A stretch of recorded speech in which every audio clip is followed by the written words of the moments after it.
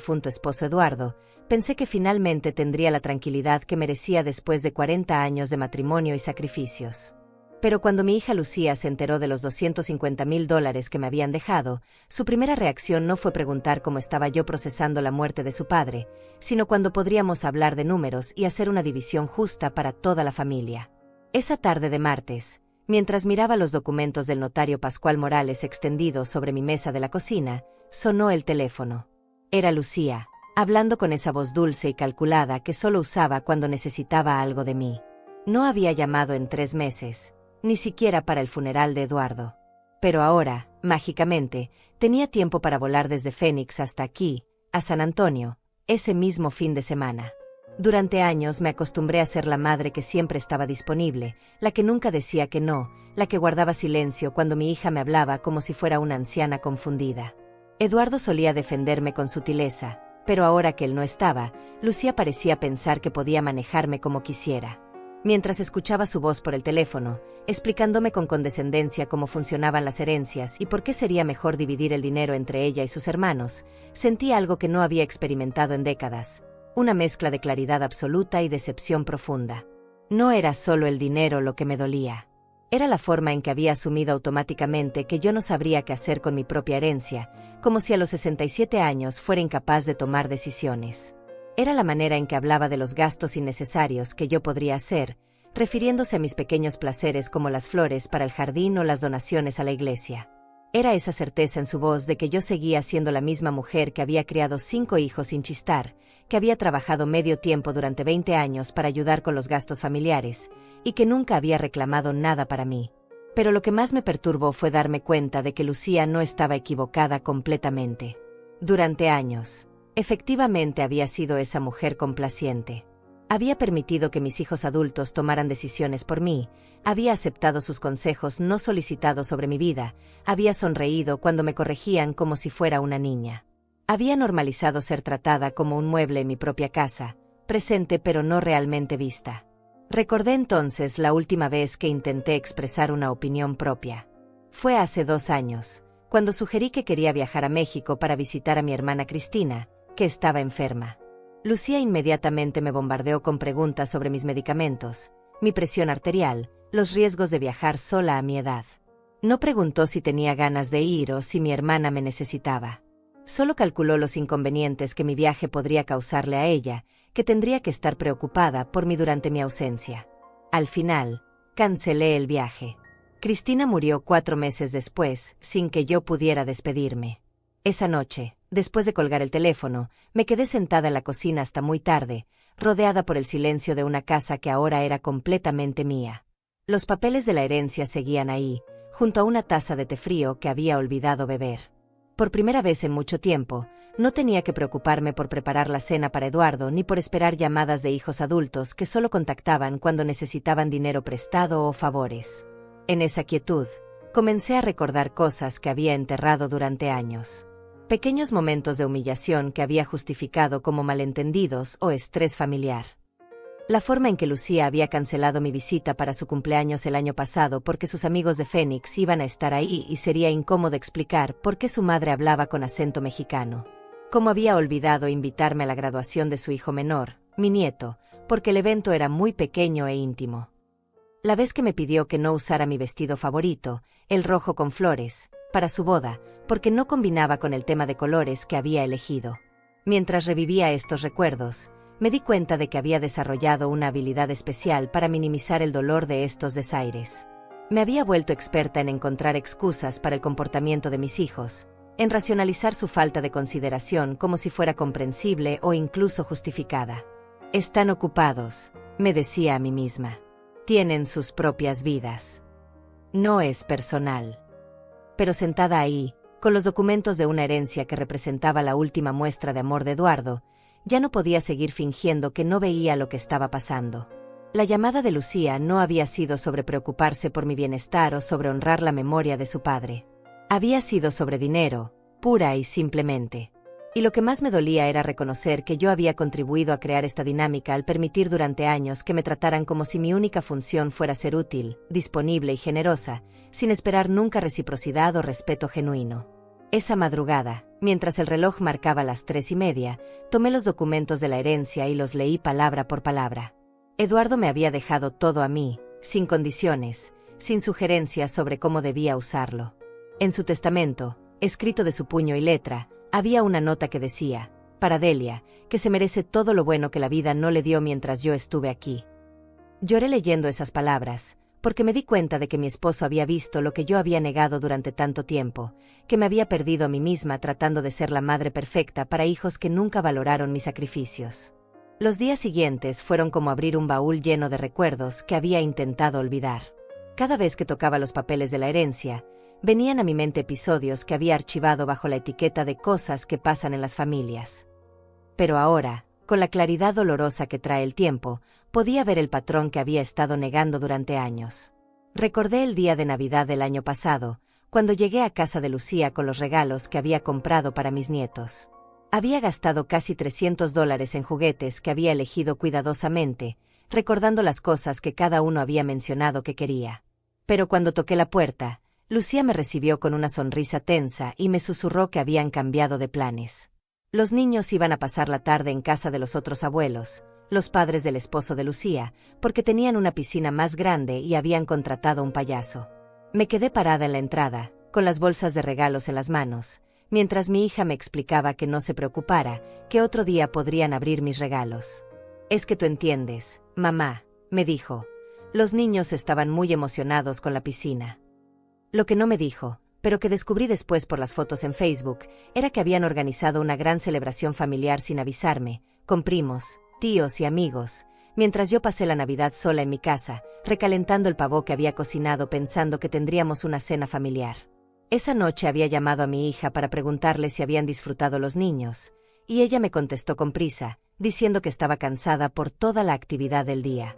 No preguntó cómo había pasado yo la Navidad. No se disculpó por el cambio de último minuto. Simplemente asumió que yo lo entendería, como siempre lo hacía.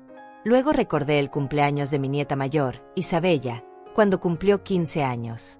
Durante meses había estado ahorrando para comprarle algo especial. Sabía que Lucía había planeado una fiesta grande, y yo quería contribuir.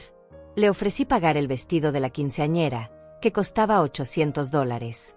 Lucía aceptó mi oferta inmediatamente, pero cuando llegó el día de la celebración, descubrí que había comprado 2 vestidos. Uno que yo pagué y otro aún más caro que usó Isabella para la fiesta principal. Durante la ceremonia, cuando tomaron las fotos familiares, me ubicaron en la última fila, casi escondida detrás de otros familiares más altos. En las fotos que subieron a las redes sociales, yo apenas se veía una parte de mi cabeza. Pero cuando se trataba de agradecer a los patrocinadores de la fiesta, mi nombre apareció en letras pequeñas al final de la lista, después de mencionar a todos los que habían contribuido con cantidades menores. Lo que más me dolió no fue la falta de reconocimiento, sino darme cuenta de que para Lucía yo era útil para pagar cosas, pero incómoda para exhibir. Como si mi presencia restara elegancia al evento. Como si tener una madre de 67 años, con arrugas y canas, no encajara con la imagen que quería proyectar de una familia próspera y moderna. Después de esa fiesta, pasaron 3 meses sin que Lucía me llamara. Yo intenté comunicarme varias veces, pero siempre me respondía con mensajes de texto cortos: «Muy ocupada esta semana, te llamo después, los niños tienen muchas actividades». Hasta que un día necesitó que cuidara a Isabella porque tenía una cita médica importante y su niñera habitual no podía. Entonces sí me llamó, con esa voz dulce y necesitada que yo conocía tan bien. También recordé la vez que me enfermé de neumonía hace 2 años. Estuve internada en el hospital durante una semana, y aunque les avisé a todos mis hijos, Lucía fue la única que no vino a visitarme. Me mandó flores con una tarjeta que decía que te mejores pronto, mamá, pero nunca apareció. Cuando salí del hospital, me llamó para preguntarme si ya estaba mejor, pero durante nuestra conversación mencionó 3 veces que había estado muy ocupada con un proyecto importante en su trabajo. En cambio, cuando su esposo tuvo una cirugía menor de rodilla el año pasado, esperaba que yo fuera a Phoenix a ayudar con los niños durante su recuperación. No me pidió que fuera, simplemente asumió que estaría disponible. Cuando le expliqué que Eduardo también estaba delicado de salud y que no podía dejarlo solo, me respondió con un tono frío que había pensado que podría contar conmigo. Como si mis propias responsabilidades y preocupaciones fueran menos importantes que las suyas. Estos recuerdos se sucedían uno tras otro, como fichas de dominó cayendo. Cada uno parecía insignificante por separado, pero juntos formaban un patrón claro. Yo existía en la vida de Lucía cuando me necesitaba, y desaparecía cuando mi presencia era inconveniente o cuando requería de su tiempo y atención. Lo más doloroso era reconocer que había colaborado activamente en crear esta dinámica. Cada vez que Lucía cancelaba una visita, yo encontraba una excusa para justificarla. Cada vez que me excluía de un evento familiar, yo racionalizaba sus razones. Cada vez que me trataba como si fuera una carga, yo me esforzaba más por ser útil y menos problemática. Durante 40 años había criado a 5 hijos, siendo una madre que nunca decía que no. Había trabajado turnos dobles en la fábrica textil para ayudar a Eduardo con los gastos de la casa. Había cocinado, limpiado, cosido ropa, ayudado con tareas, cuidado nietos, prestado dinero y dado consejos sin esperar nunca nada a cambio excepto amor y respeto. Pero ahora me daba cuenta de que para Lucía, todo eso no había sido amor maternal sino obligaciones que yo tenía que cumplir, como si ser madre fuera un trabajo del cual nunca podía jubilarme. Sentada en mi cocina, rodeada por estos recuerdos dolorosos, comprendí que la llamada sobre la herencia no había sido un evento aislado. Era simplemente la manifestación más clara de algo que había estado pasando durante años. Lucía veía a su madre como alguien que existía para servirle, no como una persona con deseos, necesidades y derechos propios. El viernes por la mañana, mientras preparaba café en la cocina que ahora parecía más silenciosa que nunca, acepté finalmente lo que había estado evitando reconocer durante años. Mi hija no me había excluido por error, distracción o circunstancias inevitables. Me había borrado deliberadamente de su vida porque mi presencia le resultaba incómoda, y había mantenido contacto conmigo solo cuando necesitaba algo. Esta comprensión no llegó con gritos ni lágrimas. Fue más bien como cuando se enciende una luz en una habitación oscura y de repente puedes ver todos los muebles que estaban ahí, pero que no podías distinguir antes. Durante décadas había caminado a ciegas por esta relación, tropezando con las mismas piedras una y otra vez, sin entender por qué me dolía tanto cada caída. Tomé mi taza de café y me senté en la silla donde Eduardo solía leer el periódico cada mañana. Desde ahí podía ver las fotos familiares que colgaban en la pared del comedor. Había una de la boda de Lucía, donde yo aparecía sonriendo al lado de Eduardo, usando un vestido sencillo color crema que había comprado en oferta. Al lado estaba una foto de la graduación universitaria de mi hijo menor, donde toda la familia posaba orgullosa. Y más allá, una imagen de las últimas Navidades que pasamos todos juntos, hace 3 años. Mirando esas fotografías, me di cuenta de algo que me heló la sangre. En cada una de ellas, yo estaba sonriendo. Sonriendo como si fuera la madre más feliz del mundo, como si no tuviera ninguna preocupación, como si todo estuviera perfecto en mi vida. Pero ahora recordaba exactamente cómo me había sentido en cada uno de esos momentos.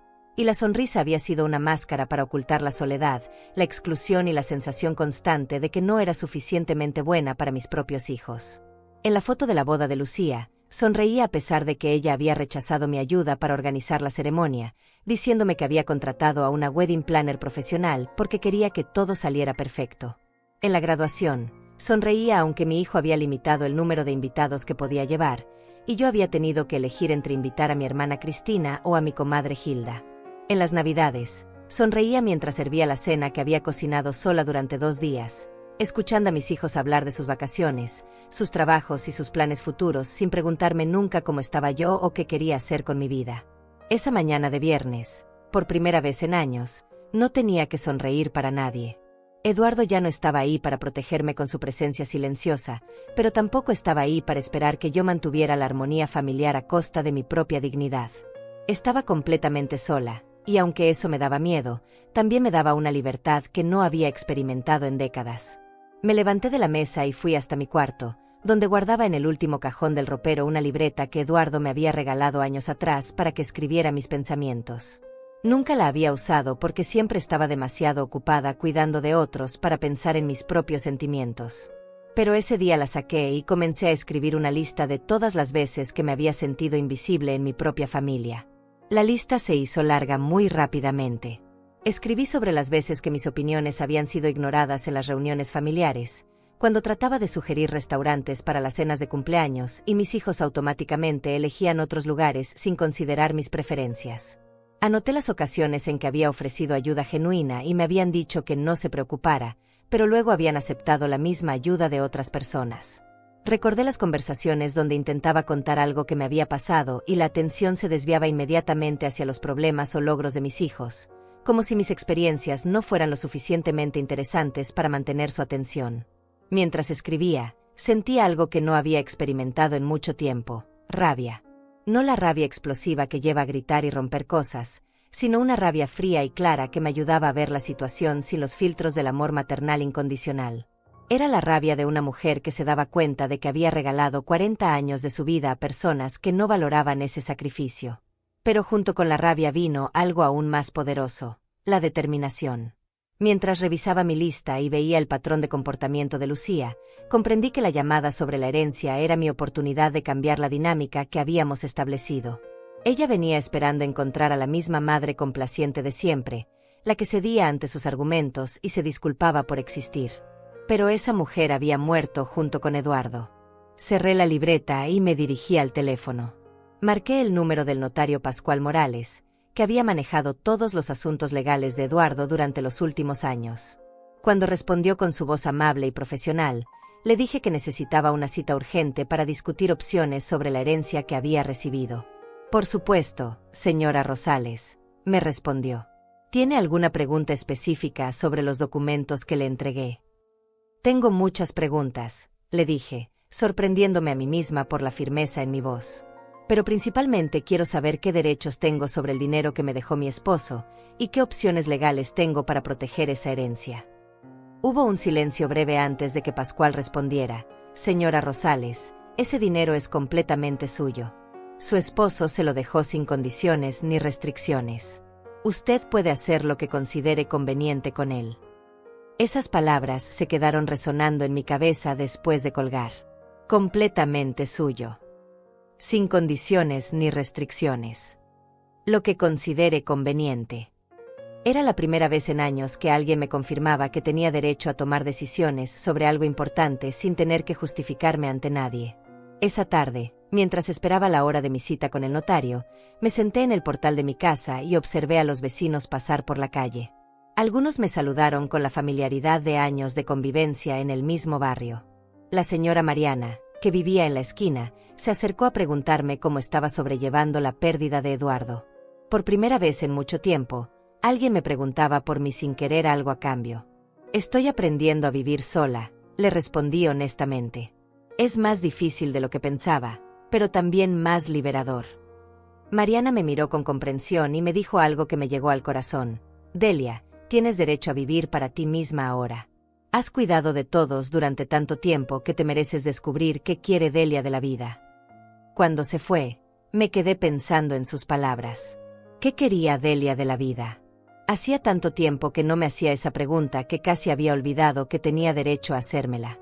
Durante décadas, mis deseos habían estado subordinados a las necesidades de Eduardo, de mis hijos, de mis nietos. Pero ahora, sentada en mi portal con los documentos de la herencia doblados en mi bolsillo, me di cuenta de que por primera vez en mi vida adulta tenía la libertad real de elegir qué hacer conmigo misma. El lunes por la mañana, cuando llegué a la oficina del notario Pascual Morales, esperaba una conversación rutinaria sobre papeleo y trámites bancarios. Lo que no esperaba era que ese encuentro cambiaría completamente mi perspectiva sobre los últimos años de mi matrimonio y me revelaría secretos que Eduardo había guardado hasta su muerte. Pascual me recibió en su oficina con la misma amabilidad profesional de siempre, pero noté algo diferente en su actitud. Parecía incómodo, como si tuviera algo importante que decirme, pero no supiera cómo empezar. Después de ofrecerme café y preguntarme por mi salud, se sentó detrás de su escritorio y abrió una carpeta que no había visto antes. Señora Rosales, comenzó con voz cautelosa. Antes de que discutamos las opciones para manejar su herencia, hay algo que Eduardo me pidió que le entregara solo después de que hubiera procesado la pérdida inicial. Han pasado 2 meses desde el funeral, y creo que es el momento adecuado. Del interior de la carpeta sacó un sobresellado con mi nombre escrito en la letra temblorosa pero inconfundible de Eduardo. Mi corazón comenzó a latir más rápido mientras tomaba el sobre entre mis manos. Era más pesado de lo que esperaba, como si contuviera más que una simple carta. Eduardo vino a verme hace 1 año, continuó Pascual mientras yo miraba el sobre sin atreverme a abrirlo. Estaba muy enfermo ya, aunque usted no lo sabía en ese momento. Me pidió que preparara no solo el testamento, sino también esta carta y algunos documentos que quería que usted conociera después de su muerte. Con manos temblorosas, abrí el sobre. Adentro había varias hojas escritas a mano por Eduardo, junto con copias de estados bancarios, recibos y fotografías que no reconocí inmediatamente. Comencé a leer la carta, y las primeras líneas me dejaron sin aliento. Mi querida Delia, decía la carta, si estás leyendo esto, significa que finalmente tuve el valor de decirte lo que no pude confesarte mientras vivía. Durante los últimos 10 años, he estado observando cómo nuestros hijos, especialmente Lucía, te han tratado, y me duele profundamente no haber hecho más para protegerte de su crueldad disfrazada de amor filial. Levanté la vista hacia Pascual, que me observaba con expresión comprensiva. ¿Eduardo sabía? Le pregunté con voz apenas audible. Sabía mucho más de lo que usted imagina, respondió el notario. Continúe leyendo. La carta de Eduardo continuaba. Delia, he visto cómo Lucía te manipula emocionalmente, cómo te excluye de eventos familiares y luego te hace sentir culpable por sentirte herida. He presenciado las llamadas donde solo te contacta cuando necesita dinero o favores, y he notado cómo tu sonrisa se ha vuelto más forzada cada año que pasa. Como tu esposo, debería haberte defendido más abiertamente, pero pensé que era mejor mantener la paz familiar. Me equivoqué. Mis ojos se llenaron de lágrimas mientras continuaba leyendo. Eduardo había documentado meticulosamente todos los incidentes que yo había tratado de olvidar o minimizar. Había anotado fechas, conversaciones, cantidades de dinero que Lucía me había pedido prestado y nunca devuelto. Había guardado copias de las facturas de los regalos costosos que yo había comprado para mis nietos, y había calculado que en los últimos 5 años había gastado más de $15,000 en mi familia sin recibir nunca nada a cambio, ni siquiera gratitud genuina. Pero lo que más me duele, continuaba la carta, es ver cómo has perdido el brillo en los ojos, cómo has comenzado a disculparte por existir, como si ocupar espacio en este mundo fuera un favor que le debes a otros. La mujer valiente y decidida de la que me enamoré hace más de 40 años sigue ahí, pero la has escondido tan profundamente que a veces me pregunto si la recordarás cuando yo ya no esté. Entre los documentos que Eduardo había incluido, encontré algo que me dejó completamente choqueada, copias de conversaciones de Facebook entre Lucía y sus hermanos, que Eduardo había logrado obtener a través de un amigo que trabajaba en tecnología. En esas conversaciones, mis hijos discutían sobre mí como si fuera una carga económica que tendrían que dividirse cuando Eduardo muriera. La vieja va a necesitar que la mantengamos cuando papá se muera, había escrito Lucía. Espero que al menos nos deje la casa para compensar todos los gastos que va a generar. Mamá siempre ha sido muy dramática, había respondido mi hijo Carlos. Probablemente exagere sus problemas de salud para llamar la atención. Pero tienes razón, vamos a tener que turnarnos para lidiar con ella. Leyendo esas palabras, sentí como si me hubieran golpeado en el estómago.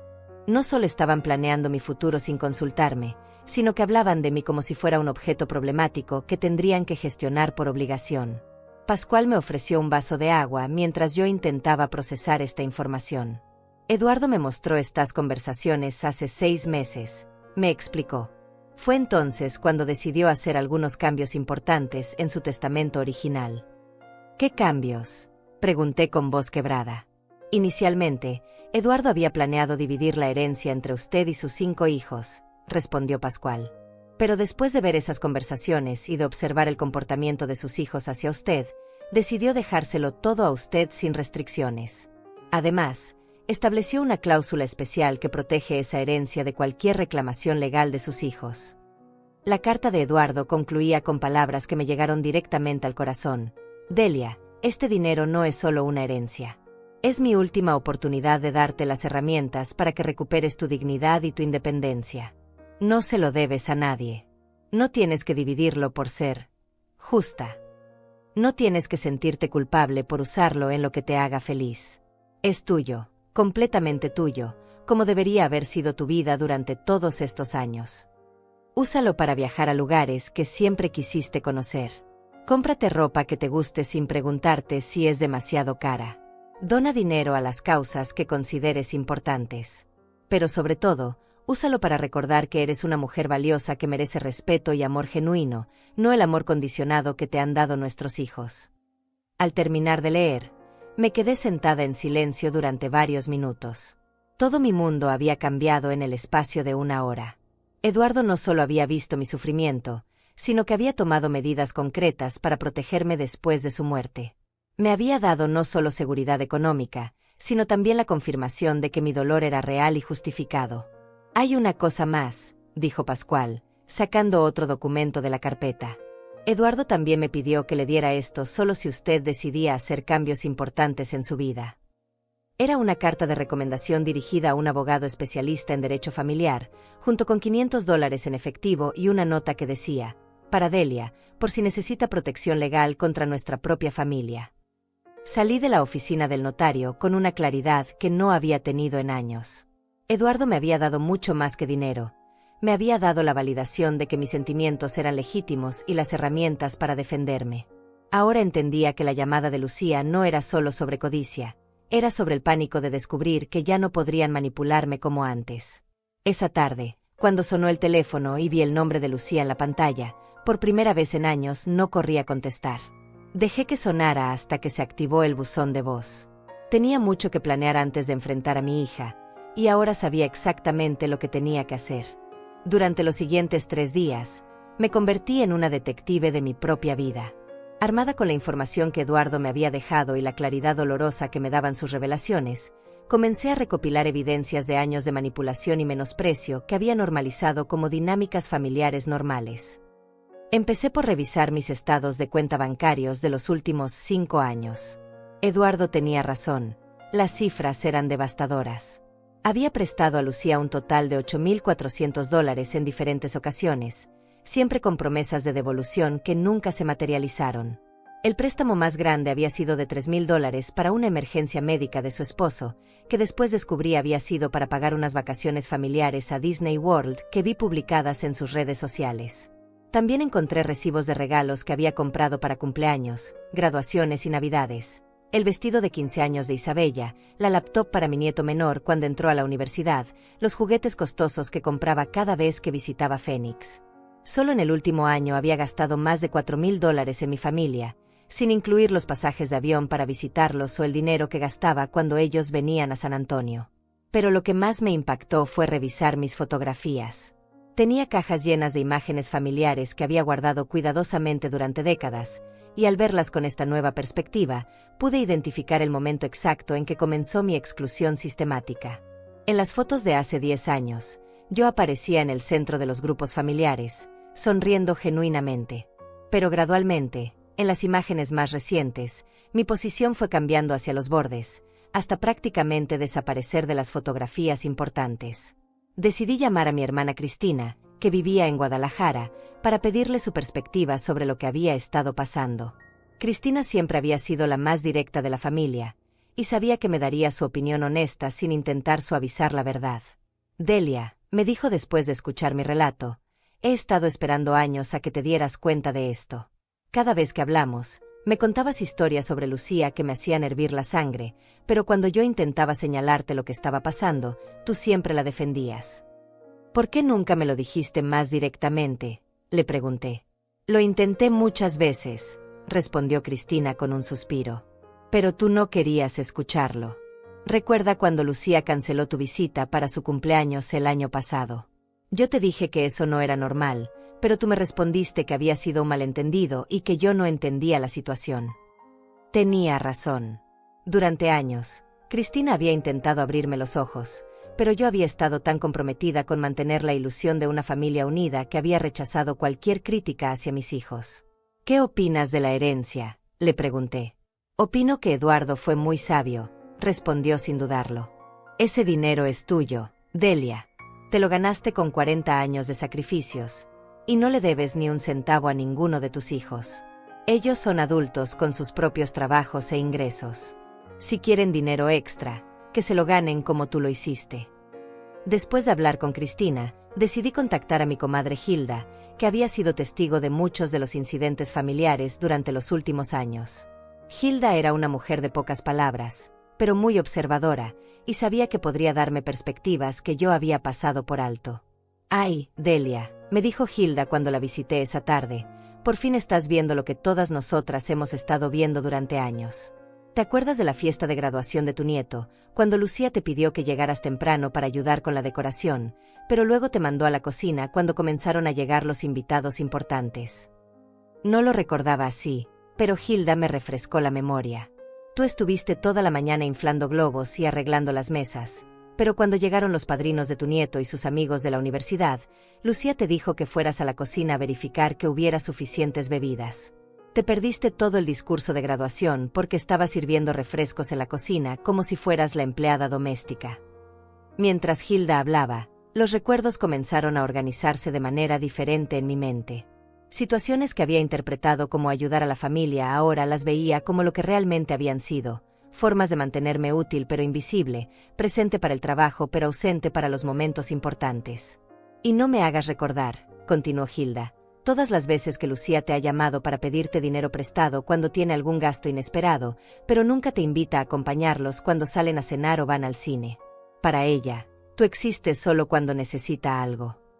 Esa noche, decidí hacer algo que nunca había hecho antes: investigar las redes sociales de mis hijos de manera sistemática. Durante años había seguido sus cuentas de Facebook e Instagram de forma casual, pero ahora revisé todo con atención detallada, buscando patrones. Lo que descubrí me rompió el corazón, pero también me confirmó lo que ya sospechaba.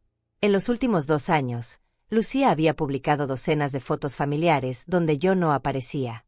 Había celebraciones de cumpleaños, reuniones familiares, vacaciones y actividades donde claramente había otros miembros de la familia presente, pero yo estaba ausente. En algunas fotos podía ver parte de mi casa al fondo, lo que significaba que estas reuniones habían ocurrido cuando Lucía venía a San Antonio, pero sin invitarme. Más doloroso aún fue descubrir que mis otros hijos habían estado participando en estas reuniones sin avisarme. En una foto del cumpleaños de mi hijo Carlos, tomada en un restaurante de San Antonio donde claramente había una celebración grande, pude contar al menos 15 familiares que reconocí. La fecha en la foto era de hace 6 meses, y yo no había sabido nada de esta celebración. También encontré conversaciones públicas en Facebook donde mis hijos discutían planes familiares, intercambiaban recetas y compartían noticias sin incluirme en las conversaciones. Era como si hubieran creado una versión de la familia donde yo no existía, excepto cuando me necesitaban para algo específico. Al día siguiente, decidí visitar al abogado que Eduardo me había recomendado. Elías Márquez era un hombre de unos 50 años, especializado en derecho familiar y protección de patrimonios. Cuando le expliqué mi situación y le mostré los documentos que Eduardo había preparado, su reacción fue inmediata. Señora Rosales, me dijo después de revisar todo el material, su esposo la protegió legalmente de manera muy inteligente. Esta herencia está blindada contra cualquier reclamo de sus hijos. Pero más importante aún, usted tiene evidencia documentada de un patrón de abuso emocional y manipulación financiera. ¿Abuso emocional?, pregunté, sorprendida por el término. Lo que me está describiendo es una forma sistemática de aislamiento, manipulación y explotación económica, explicó Elías. El hecho de que la excluyan de eventos familiares mientras esperan que financie los gastos de la familia es una forma de abuso. El hecho de que solo la contacten cuando necesitan dinero o favores, pero la ignoren cuando usted podría necesitar apoyo emocional, también constituye un patrón de maltrato. Elías me ayudó a organizar toda la evidencia que había recopilado: los estados de cuenta que mostraban los préstamos nunca devueltos, las copias de las conversaciones de Facebook que Eduardo había obtenido, las fotografías que documentaban mi exclusión progresiva, y los testimonios de Cristina y Hilda. ¿Qué recomienda que haga?, le pregunté. Primero, respondió Elías, recomiendo que transfiera la herencia a una cuenta bancaria nueva, en un banco diferente, donde solo usted tenga acceso. Segundo, sugiero que cuando su hija venga a visitarla, tenga esta conversación en presencia de un testigo neutral. Y tercero, esté preparada para establecer límites claros sobre cómo quiere ser tratada en el futuro. Salí de la oficina de Elías con un plan concreto y la certeza de que tenía razón para sentirme como me había sentido durante años. No estaba loca, no estaba siendo dramática, y no estaba malinterpretando las situaciones. Había sido víctima de un tipo de maltrato que es particularmente cruel porque viene disfrazado de amor familiar. Esa noche, mientras organizaba todos los documentos y evidencias en mi mesa de cocina, me di cuenta de que Eduardo me había dado mucho más que una herencia económica. Me había dado las herramientas para recuperar mi dignidad y la fuerza para enfrentar una verdad que había estado evitando durante años. El teléfono sonó 3 veces esa noche. Las 3 veces era Lucía. Las 3 veces dejé que se activara el buzón de voz. Ya no estaba evitando la conversación por miedo, la estaba posponiendo porque quería estar completamente preparada para lo que sabía que sería el encuentro más importante de mi vida. El jueves por la mañana, después de una semana de preparativos silenciosos, finalmente contesté la llamada de Lucía. Su voz sonaba más tensa de lo habitual, con esa mezcla de impaciencia y falsa preocupación que yo había aprendido a reconocer durante años. «Mamá, he estado llamándote toda la semana», me dijo con un tono que pretendía ser cariñoso pero que no podía ocultar su irritación. «¿Estás bien?» Me tenías preocupada. «Estoy perfectamente bien, Lucía», le respondí con una calma que me sorprendió a mí misma. «Solo he estado ocupada resolviendo algunos asuntos importantes». «Eso es exactamente de lo que quería hablarte», respondió rápidamente. «Sobre los asuntos de papá y todo eso. Creo que es importante que nos reunamos pronto para revisar las cosas juntas. Tú sabes que estas situaciones legales pueden ser muy complicadas, y no queremos que cometas algún error». Ahí estaba de nuevo, la suposición automática de que yo no era capaz de manejar mis propios asuntos. Pero esta vez, en lugar de sentirme herida o insegura, sentí una extraña sensación de poder. «Tienes razón», le dije. «Creo que es hora de que tengamos una conversación seria. ¿Por qué no vienes este fin de semana? Podemos hablar con calma». El alivio en su voz fue inmediatamente evidente. «Perfecto, mamá. Llego el sábado en la tarde. Y no te preocupes por nada. Ya tengo algunas ideas sobre cómo podemos manejar todo esto de la mejor manera para toda la familia». Después de colgar, me quedé sentada en mi sala, sonriendo por primera vez en semanas. Lucía había caído directamente en la trampa que yo no sabía que estaba tendiendo.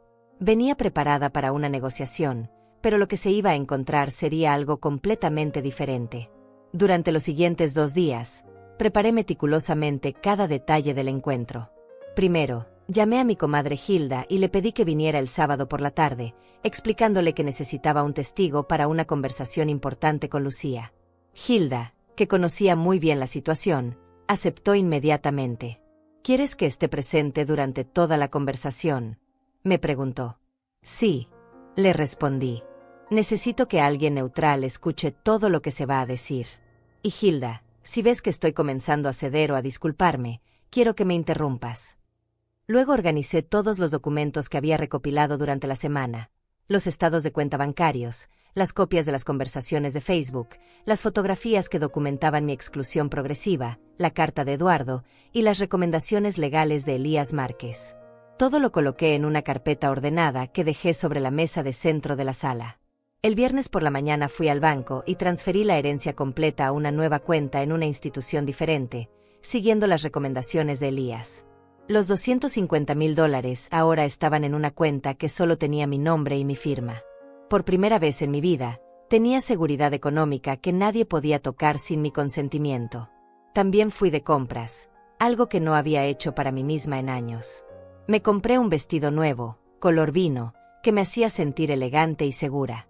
Fui a la peluquería y me arreglé el cabello de una manera diferente, más moderna. Cuando me miré en el espejo, vi a una mujer que no reconocía completamente, alguien que parecía tener control sobre su propia vida. El sábado por la mañana limpié la casa de arriba abajo, pero no porque quisiera impresionar a Lucía, sino porque quería que todo estuviera perfecto para lo que sabía que sería un momento histórico en mi vida. Preparé café y compré galletas en la panadería que estaba cerca de casa. No iba a cocinar una comida completa como hacía siempre que venían mis hijos. Esta reunión era sobre negocios, no sobre demostrar que seguía siendo la madre servicial de siempre. A las 2 de la tarde llegó Hilda, puntual como siempre. Se veía un poco nerviosa, pero determinada. Habíamos sido amigas durante más de 20 años, y ella había presenciado muchos de los momentos difíciles de mi relación con mis hijos. ¿Estás segura de que quieres hacer esto, Delia?, me preguntó mientras nos sentábamos en la sala a esperar. Más segura de lo que he estado de cualquier cosa en mi vida, le respondí. Hilda, durante años he permitido que me traten como si fuera un mueble en mi propia familia. Eduardo me dio las herramientas para cambiar eso, y no voy a desperdiciar esta oportunidad. A las 3:30 llegó Lucía. La vi desde la ventana bajándose de un taxi con una maleta pequeña y esa sonrisa confiada que siempre usaba cuando venía a resolver mis problemas. Llevaba un traje elegante y zapatos caros, la imagen perfecta de una mujer profesional exitosa que venía a manejar los asuntos financieros de su madre ingenua. Cuando abrí la puerta, su sonrisa vaciló ligeramente al verme.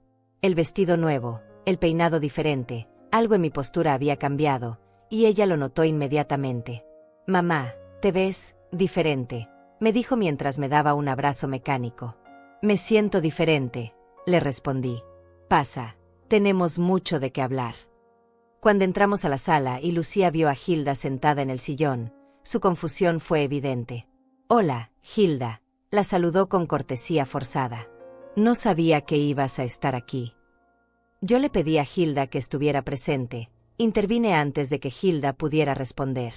«Para esta conversación necesito un testigo». La palabra testigo claramente alarmó a Lucía. Se sentó en el sofá con una rigidez que no había mostrado antes, y noté que sus ojos se dirigieron inmediatamente a la carpeta de documentos que estaba sobre la mesa. «Mamá, ¿qué es todo esto?», preguntó, señalando la carpeta. Pensé que íbamos a tener una conversación informal sobre cómo manejar la herencia de papá. «Es exactamente eso», le respondí, sentándome en mi silla favorita, la que Eduardo había usado durante años para leer el periódico. «Una conversación sobre la herencia. Pero antes de hablar del dinero, necesito que hablemos de otras cosas». Lucía se removió incómodamente en su asiento. Podía ver que la situación no estaba desarrollándose como ella había planeado.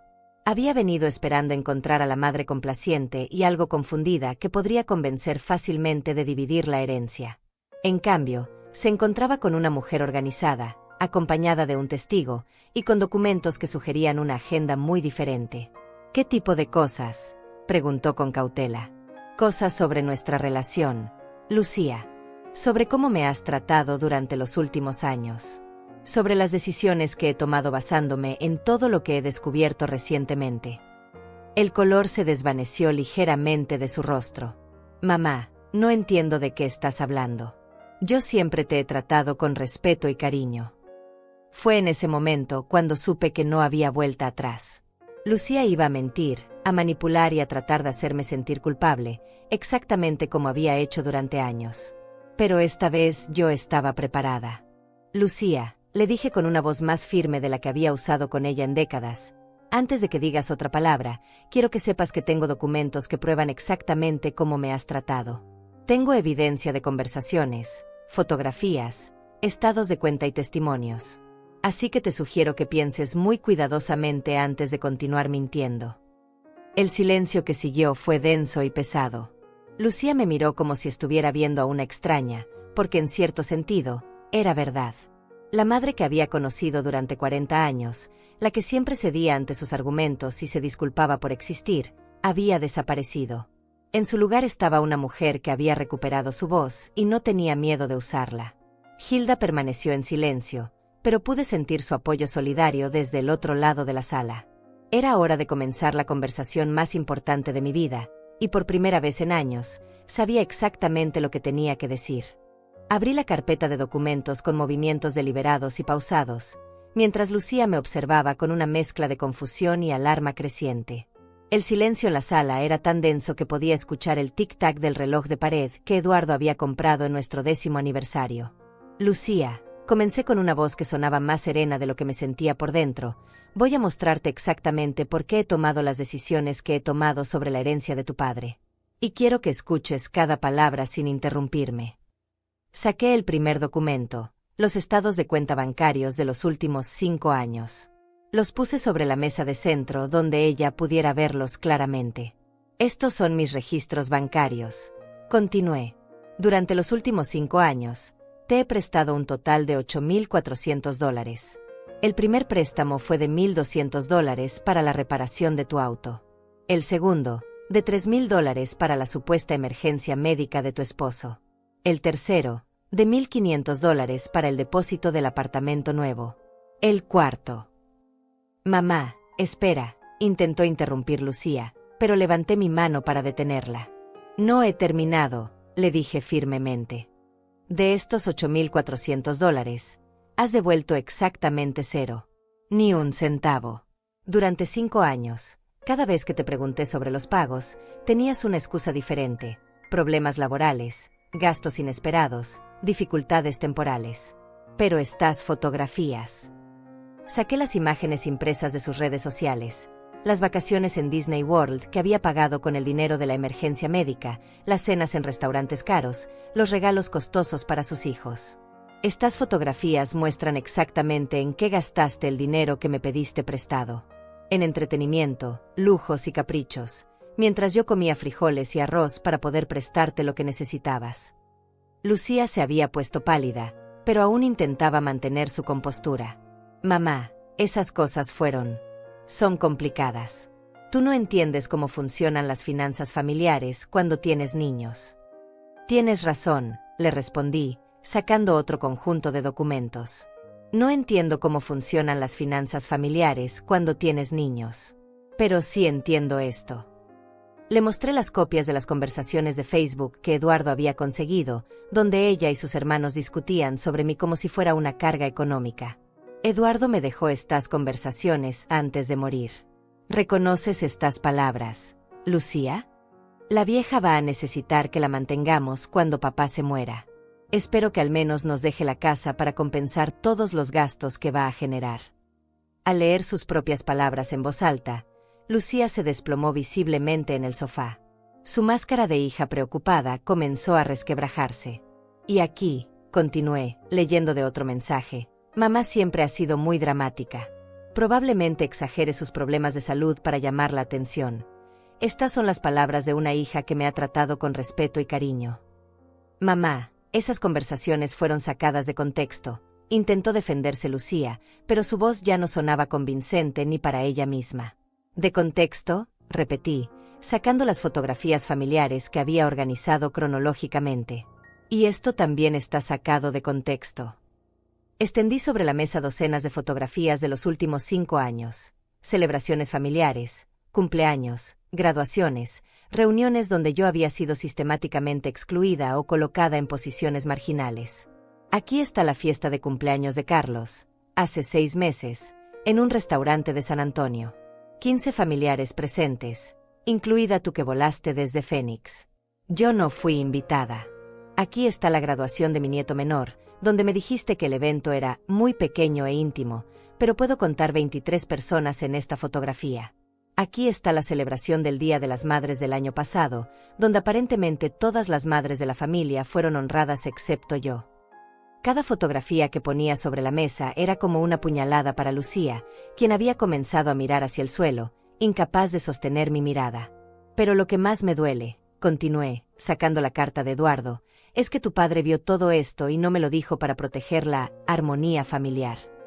Él documentó cada humillación, cada exclusión, cada momento en que me trataste como si fuera un estorbo. Lucía levantó la vista bruscamente. Papá no entendía nada. Él no sabía lo difícil que es manejar una familia, el trabajo, los niños. A veces las cosas se complican y no es personal. No es personal. Mi voz se alzó por primera vez en toda la conversación. ¿Excluirme de eventos familiares no es personal? ¿Hablar de mí como la vieja, que va a ser una carga no es personal? ¿Pedirme dinero prestado y nunca devolverlo no es personal? Hilda, que había permanecido en silencio durante toda la confrontación, finalmente habló. Lucía, yo he sido testigo de muchas de estas situaciones. He visto cómo has tratado a tu madre durante años, y no hay excusa que justifique ese comportamiento. Lucía se volvió hacia Hilda con una expresión de desesperación. Tú no entiendes, Hilda. Mi madre puede ser muy demandante. Siempre quiere estar involucrada en todo. Siempre tiene opiniones sobre cómo debemos manejar nuestras vidas. ¿Demandante?, repetí, sintiendo una mezcla de incredulidad y rabia. ¿Cuándo he sido demandante, Lucía? ¿Cuándo te ofrecí pagar el vestido de 15 años de Isabella? ¿Cuándo cuidé a tus hijos sin cobrar ni un centavo durante años? ¿Cuándo trabajé turnos dobles para ayudar con los gastos familiares cuando eran pequeños? Eso es diferente, murmuró Lucía, pero su argumento se desmoronaba visiblemente. No, no es diferente, le dije, sacando el último documento, La recomendación legal de Elías Márquez. Es exactamente lo mismo. Durante años has tomado mi generosidad, mi amor y mi dinero como si fuera tu derecho, pero me has negado lo único que realmente quería, respeto y un lugar en mi propia familia. Le mostré el documento legal. Este abogado me explicó que lo que has estado haciendo tiene un nombre: abuso emocional y manipulación financiera. Y me explicó que tengo derechos, Lucía. Derechos que he ignorado durante años, porque pensé que ser una buena madre significaba aceptar cualquier tratamiento que mis hijos decidieran darme. Yo no te he abusado emocionalmente, gritó Lucía, perdiendo finalmente la compostura. Todo lo que he hecho ha sido por tu propio bien. Tú no entiendes cómo funciona el mundo moderno. Necesitas que alguien te guíe. Por mi propio bien. Mi voz se volvió peligrosamente calmada. ¿Excluirme de la vida de mis nietos es por mi propio bien?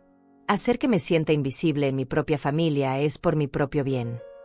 Me levanté de mi silla y caminé hacia la ventana, necesitando un momento para controlar las emociones que amenazaban con desbordarme. Lucía, dije finalmente, volviéndome para mirarla directamente a los ojos. Vine preparada para esta conversación porque sabía exactamente cómo ibas a reaccionar.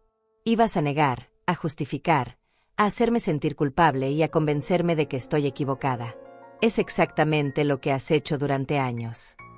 Pero esta vez es diferente, continué, regresando a mi silla. Esta vez tengo evidencias. Esta vez tengo testigos. Esta vez tengo respaldo legal. Y más importante, esta vez tengo la herencia completa de tu padre, quien específicamente decidió dejármela toda a mí porque sabía exactamente cómo me habías estado tratando. Lucía se quedó completamente inmóvil, como si finalmente hubiera comprendido la magnitud de la situación. Los papeles ya están firmados, Lucía, le dije con una calma que no sabía que poseía. La herencia está en una cuenta bancaria nueva, a mi nombre únicamente, protegida legalmente contra cualquier reclamo. Tu padre me dejó $250,000 no como una sugerencia para que los dividiera, sino como un regalo final para compensar años de tratarme como si no valiera nada. El silencio que siguió fue absoluto. Lucía me miraba como si estuviera viendo a una extraña, porque eso era exactamente lo que estaba pasando. La madre complaciente y manipulable que había conocido durante 40 años había desaparecido para siempre. ¿Y ahora qué?, preguntó finalmente con voz quebrada. Ahora, le respondí, tú decides qué tipo de relación quieres tener conmigo en el futuro. Pero será una relación basada en respeto mutuo, o no será relación en absoluto. El silencio que siguió a mis últimas palabras se extendió durante varios minutos que parecieron eternos. Lucía permanecía inmóvil en el sofá, mirando los documentos esparcidos sobre la mesa como si fueran evidencia de un crimen que había sido descubierto después de años de investigación.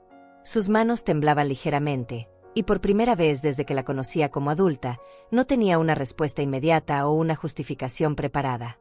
Finalmente, levantó la vista hacia mí con los ojos llenos de lágrimas que no sabía si eran de arrepentimiento genuino o de frustración por haber perdido el control de la situación. Mamá, dijo con voz quebrada, yo nunca quise lastimarte. Tal vez no me di cuenta de cómo te estaba tratando. La miré directamente a los ojos, sintiendo una mezcla de tristeza y claridad que no había experimentado antes. Lucía, durante 40 años he aceptado todas las disculpas que me has dado. He justificado tu comportamiento, he minimizado mi dolor y he puesto tus necesidades por encima de mi dignidad. Pero ya no puedo seguir haciendo eso. Me levanté de mi silla y caminé hacia la repisa donde guardaba las fotografías familiares que había estado mirando durante toda la semana. Mira estas fotos, le dije, tomando una imagen de cuando ella tenía 10 años y estábamos juntas en el parque. ¿Recuerdas a esta niña? Yo la recuerdo perfectamente. Era curiosa, cariñosa, siempre quería ayudarme en la cocina y me contaba todos sus secretos. ¿Qué le pasó a esa niña? Lucía comenzó a llorar en silencio, pero no me moví para consolarla como había hecho miles de veces en el pasado. Te voy a decir qué le pasó, continué. Esa niña creció y decidió que su madre no era lo suficientemente sofisticada, educada o exitosa para formar parte de la vida que quería construir. Decidió que era más fácil mantenerme a distancia que arriesgarse a que sus amigos o colegas me conocieran y la juzgaran. Eso no es cierto, sollozó Lucía, pero su protesta sonaba débil incluso para ella misma. No es cierto. saqué mi teléfono y le mostré capturas de pantalla de sus redes sociales. En los últimos 2 años has publicado 137 fotografías familiares. Aparezco en 4 de ellas, y en las 4 estoy en el fondo o parcialmente oculta. Has compartido historias sobre la influencia de figuras maternas en tu vida, citando a maestras, mentoras y hasta personajes ficticios, pero nunca has mencionado a tu propia madre. Hilda, que había permanecido como testigo silencioso de esta confrontación, finalmente habló. Lucía, durante años he visto cómo tu madre se disculpa por existir. He visto cómo se emociona cuando la llamas, como si fuera un regalo inesperado en lugar de algo normal entre madre e hija. Eso no es amor, es migajas de atención que le das cuando te conviene. Lucía se volvió hacia Hilda con expresión desesperada. Pero yo sí la amo. Ella es mi madre. Amar no es suficiente, Lucía, intervine. Tus hermanos también me aman, según dicen. Pero amor sin respeto, amor sin consideración, amor que solo aparece cuando necesitas algo, no es el tipo de amor que una madre merece después de 40 años de sacrificios. Regresé a mi silla y tomé la carta de Eduardo que estaba sobre la mesa. Tu padre escribió algo en esta carta que me llegó directo al corazón, le dije, leyendo las palabras que había memorizado. Delia, este dinero no es solo una herencia. Es mi última oportunidad de darte las herramientas para que recuperes tu dignidad y tu independencia. ¿Sabes qué significa eso, Lucía? Significa que tu padre vio lo que yo no quería admitir, que había perdido mi dignidad tratando de mantener una relación contigo que solo existía en mis términos cuando te convenía. Me levanté nuevamente y caminé hacia la ventana que daba al jardín que Eduardo y yo habíamos cuidado juntos durante tantos años.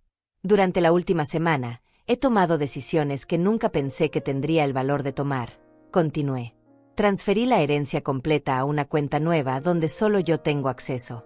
Consulté con un abogado que me confirmó mis derechos legales. Pero más importante, comencé a hacer planes para mi vida que no incluyen esperar que mis hijos me valoren. Lucía dejó de llorar y me miró con alarma. ¿Qué tipo de planes? Planes para viajar, le respondí. Tu padre y yo nunca pudimos permitirnos unas vacaciones reales porque siempre estábamos ayudando a la familia con gastos. Ahora voy a conocer lugares que siempre soñé visitar. Planes para donar dinero a causas que me importan, sin preguntar a nadie si está bien. Planes para comprarme cosas que me gusten sin sentirme culpable por gastar dinero en mí misma. También, continué, volviéndome para mirarla directamente, tengo planes para construir relaciones genuinas con las personas que realmente me valoran. Mi hermana Cristina me ha invitado a pasar una temporada en Guadalajara. Mis vecinos aquí me han demostrado más consideración en las últimas semanas que tú en los últimos años. El impacto de mis palabras fue visible en el rostro de Lucía. Por primera vez, parecía comprender que las consecuencias de años de maltrato no se limitaban a una conversación incómoda o una regañada maternal. Estaba perdiendo a su madre de manera definitiva. Mamá, por favor, dijo con voz desesperada. Dime qué puedo hacer para arreglar esto.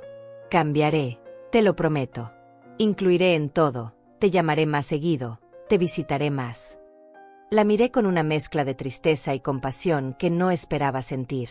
Lucía, durante años he escuchado esas mismas promesas cada vez que mi dolor se volvía demasiado evidente para ignorarlo. Promesas que duraban unas semanas hasta que volvías a los mismos patrones de comportamiento. Pero ahora es diferente, insistió. Ahora entiendo lo que he estado haciendo mal. Tal vez, le respondí. Pero yo ya no estoy dispuesta a arriesgar mi bienestar emocional esperando a ver si esta vez es real. He pasado demasiados años de mi vida siendo la madre que siempre perdona, que siempre entiende, que siempre da otra oportunidad. Hilda se levantó de su silla y se acercó a mí. Delia tiene razón, Lucía. Tu madre ha dado demasiadas oportunidades que han sido desperdiciadas. Si realmente quieres cambiar, vas a tener que demostrarlo con acciones consistentes durante mucho tiempo, sin esperar perdón inmediato. Lucía nos miró a ambas con una expresión de derrota total. ¿Entonces esto es todo? Ya no soy tu hija. Siempre serás mi hija, le respondí con una voz más suave de la que había usado durante toda la conversación. Pero ya no voy a ser la madre que acepta migajas de cariño y las celebra como si fueran banquetes. Ya no voy a ser la madre que se disculpa por tener necesidades emocionales. Ya no voy a ser la madre que financia tu vida mientras tú me excluyes de la mía. Si quieres tener una relación conmigo en el futuro, continué, va a tener que ser una relación entre dos adultas que se respetan mutuamente. No entre una madre desesperada por atención y una hija que la tolera cuando le conviene. Lucía permaneció sentada en el sofá durante varios minutos más, procesando lo que había escuchado. Finalmente, se levantó y caminó hacia la puerta con movimientos lentos y pesados. ¿Puedo llamarte?, preguntó sin volverse a mirarme. Puedes, le respondí. Pero cuando lo hagas, asegúrate de que sea porque genuinamente quieres hablar conmigo, no porque necesites algo o porque te sientes culpable. Y prepárate para una relación completamente diferente a la que hemos tenido hasta ahora. Después de que Lucía se fue, Hilda y yo nos quedamos sentadas en la sala, rodeadas por los documentos que habían cambiado mi vida para siempre. ¿Cómo te sientes?, me preguntó Hilda. Libre, le respondí sin dudarlo. Por primera vez en años, me siento completamente libre. Han pasado 6 meses desde aquella tarde cuando mi mundo cambió para siempre en mi propia sala. Mientras escribo estas reflexiones en la libreta que Eduardo me regaló años atrás, puedo decir con certeza que la mujer que era antes de esa confrontación ya no existe. En su lugar hay alguien que reconozco vagamente de mis años de juventud, una mujer que tiene opiniones propias, que toma decisiones sin pedir permiso, y que no se disculpa por ocupar espacio en este mundo. La primera decisión importante que tomé después de que Lucía se fuera fue viajar a Guadalajara para visitar a mi hermana Cristina. Gasté $2,000 en ese viaje, dinero que antes me habría parecido una extravagancia imperdonable. Pero mientras caminaba por las calles donde había jugado de niña, compartiendo recuerdos y risas con mi hermana, comprendí que no estaba gastando dinero en un capricho, estaba invirtiendo en mi propia felicidad. Cristina me recibió con una mezcla de alegría y orgullo que no esperaba. «Por fin recuperaste a la Delia que conocía antes de que te casaras», me dijo la primera noche, mientras tomábamos café en su cocina. Durante años, cuando hablábamos por teléfono, sonabas como alguien que se había perdido a sí misma. En Guadalajara pasé 3 semanas redescubriendo partes de mí que había enterrado bajo décadas de maternidad sacrificada. Volví a tocar la guitarra, algo que no había hecho desde que mis hijos eran pequeños y no tenía tiempo para frivolidades. Cristina me llevó a clases de baile folclórico para señoras mayores, donde conocí a mujeres de mi edad que también estaban redescubriendo quiénes eran después de años de vivir para otros. También visité la tumba de nuestros padres, algo que no había podido hacer en 5 años porque siempre había alguna crisis familiar que requería mi dinero o mi tiempo. Mientras estaba ahí, parada frente a las lápidas que guardaban a las personas que me habían enseñado a ser fuerte, sentí que Eduardo estaba conmigo, orgulloso de las decisiones que había tomado. Cuando regresé a San Antonio, mi casa se sintió diferente. Ya no era el lugar donde esperaba llamadas telefónicas que llegaban solo cuando alguien necesitaba algo. Se había convertido en mi refugio, mi espacio, el lugar donde podía tomar decisiones sobre mi vida sin consultar con nadie. Una de las primeras cosas que hice fue redecorar la sala. Guardé todas las fotografías familiares que me causaban dolor y las reemplacé con imágenes de mis viajes, de mis nuevas amigas, de los momentos que me hacían feliz. Compré plantas nuevas para el jardín y contraté a un jardinero para que me ayudara a crear el espacio verde que Eduardo y yo siempre habíamos soñado pero nunca pudimos permitirnos. También comencé a donar dinero regularmente a un refugio para mujeres mayores víctimas de violencia doméstica. Cuando conocí las historias de estas mujeres, me di cuenta de que el abuso no siempre viene en forma de golpes físicos. A veces viene disfrazado de amor familiar, de hijos que drenan emocionalmente a sus madres hasta dejarlas convencidas de que no merecen mejor tratamiento. Lucía me ha llamado 4 veces en estos 6 meses. Las primeras 2 llamadas fueron intentos de manipulación emocional. Me contó sobre problemas financieros que estaba teniendo, mencionó que los niños me extrañaban, sugirió que tal vez podríamos empezar de nuevo si yo la ayudaba con algunos gastos urgentes. Terminé ambas conversaciones después de 5 minutos, dejándole claro que no estaba interesada en regresar a los patrones de comportamiento del pasado. La tercera llamada fue diferente. Lucía me contactó simplemente para preguntarme cómo estaba, sin mencionar dinero o favores. Hablamos durante 15 minutos sobre cosas superficiales, el clima, las noticias, sus actividades laborales. Cuando colgué, me di cuenta de que había sido la primera conversación genuinamente desinteresada que habíamos tenido en años. La cuarta llamada llegó hace 2 semanas. Lucía me informó que había comenzado terapia psicológica para entender mejor sus patrones de comportamiento en las relaciones familiares.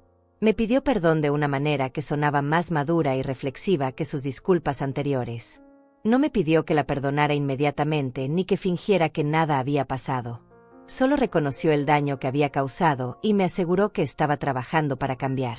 Le dije que apreciaba su honestidad y que estaría dispuesta a considerar una relación diferente en el futuro, pero que necesitaba ver cambios consistentes durante un periodo prolongado. No fue una reconciliación dramática ni emotiva. Fue una conversación entre dos adultas que están intentando figurar si pueden tener una relación saludable después de años de dinámica tóxica. Mis otros hijos han reaccionado de maneras diferentes. Carlos me visitó hace 3 meses, claramente nervioso por la nueva versión de su madre. Me trató con una cortesía cautelosa que nunca había mostrado antes, como si finalmente hubiera comprendido que ya no podía dar por sentado mi disponibilidad incondicional. Nuestra relación ahora es más superficial, pero también más honesta. Mi hijo menor, Roberto, fue el único que me felicitó por tomar control de mi vida. Mamá, me dijo durante una de nuestras conversaciones telefónicas, durante años me he sentido culpable por no protegerte más de Lucía. Sabía que te trataba mal, pero no sabía cómo intervenir sin crear más problemas familiares. La relación más transformada ha sido la que tengo conmigo misma. Durante décadas, mi valor personal había estado completamente vinculado a qué tan útil era para mi familia. Si mis hijos me necesitaban, me sentía valiosa. Si me ignoraban, me sentía invisible. Ahora mi valor está basado en mis propias decisiones, mis propios logros, mis propias relaciones. He hecho nuevas amistades en la clase de tejido que comencé a tomar en el centro comunitario. Son mujeres de mi edad que también están navegando esta etapa de la vida donde los hijos se van y tenemos que redescubrir quiénes somos más allá de ser madres. Algunas están divorciadas, otras viudas como yo, pero todas estamos aprendiendo que la vida no termina cuando los roles tradicionales cambian. También he comenzado a escribir en esta libreta de manera regular. Al principio solo documentaba mis sentimientos sobre la situación con Lucía, pero gradualmente se ha convertido en un espacio donde exploro mis sueños, mis miedos y mis planes para el futuro. Es liberador tener pensamientos que no necesito justificar ante nadie más. Económicamente, la herencia de Eduardo me ha dado una seguridad que nunca había experimentado. Ya no me despierto preocupándome por cómo voy a pagar las facturas médicas o qué pasará si necesito cuidados especializados cuando sea más mayor. Pero más importante que la seguridad financiera es la seguridad emocional que viene de saber que tengo opciones, que puedo tomar decisiones independientes sobre mi vida. Algunas personas podrían pensar que fui demasiado dura con Lucía, que debería haber sido más paciente o comprensiva. Pero he aprendido que la paciencia sin límites no es una virtud, es una forma de permitir que otros abusen de tu bondad. La comprensión sin reciprocidad no es amor, es una relación unilateral que eventualmente destruye a la persona que siempre da y nunca recibe. Ahora, cuando miro las fotografías de mi juventud, veo a una mujer que tenía sueños, ambiciones y una personalidad fuerte. Esa mujer se perdió gradualmente en el proceso de criar 5 hijos y mantener un matrimonio, pero no desapareció completamente. Estaba esperando pacientemente a que yo la redescubriera. Eduardo me dio muchos regalos durante nuestros 40 años de matrimonio, pero el más valioso fue el último, la comprensión de que merecía algo mejor de lo que había estado aceptando y las herramientas para conseguirlo. Su herencia no fue solo dinero, fue la oportunidad de recuperar mi dignidad. A las mujeres que están leyendo esto y se reconocen en mi historia, quiero decirles algo que me tomó 67 años aprender. No es egoísta querer respeto de tus propios hijos. No es dramático sentirte herida cuando te excluyen de sus vidas. No es demasiado pedir que las relaciones familiares sean recíprocas, basadas en amor genuino y no solo en conveniencia. Los hijos crecen y construyen sus propias vidas, y eso es natural y saludable. Pero crecer no significa que tienen derecho a tratar a sus madres como muebles que pueden usar cuando los necesiten y ignorar cuando no. El amor familiar debe incluir respeto, consideración y reciprocidad, o no es realmente amor. Eduardo ya no está aquí para ser testigo de la mujer en la que me he convertido, pero siento su presencia cada vez que tomo una decisión valiente, cada vez que defiendo mis derechos, cada vez que me niego a disculparme por existir. Su último regalo fue devolverme a mí misma. ¿Y ustedes? ¿Alguna vez han sentido que alguien intentó borrarlas de su propia historia? ¿Han tenido que luchar para recuperar su lugar en sus propias vidas? Los invito a compartir sus experiencias en los comentarios, porque todas merecemos saber que no estamos solas en esta lucha por la dignidad